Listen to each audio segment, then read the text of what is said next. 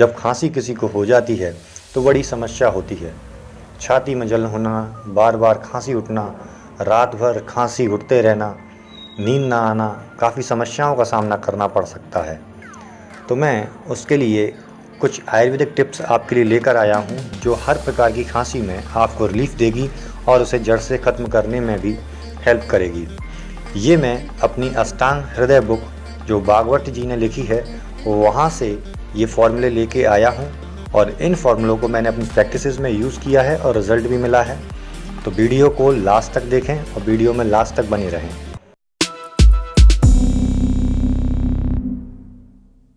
Tips first, इसे गुड़ादी चूर्ण के नाम से भागवत जी ने वर्णन किया है। ये सांस और खांसी दोनों की समस्याओं में लाभदायक है। इसमें 100 ग्राम गुड़, 5 ग्राम यवक्षार, 10 ग्राम काली मिर्च, 5 ग्राम पिप्पली और 50 ग्राम अनारदाना का चूर्ण लेना है।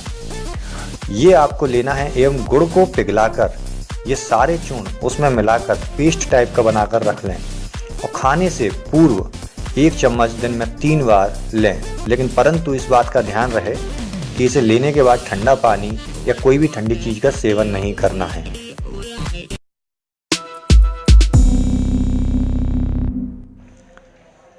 टिप्स नंबर 2, काली मिर्च के चूर्ण को यदि शहद के साथ आप चाटते हैं तो खांसी के बार बार जो ठसके आते हैं, बार बार जो एपिसोड्स आते हैं, उसमें तुरंत ही आपको रिलीफ मिलता है।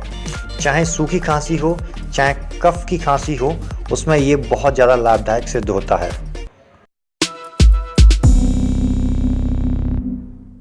टिप्स नंबर 3, पिप्पली, सौंठ, हरड़, आंवला, मिश्री और कंटकारी, इनके चूर्ण को बराबर मात्रा में लें और मिक्स करके रख लें और शहद के साथ 1 चम्मच की मात्रा में इसे दिन में 2 से 3 बार चाटें।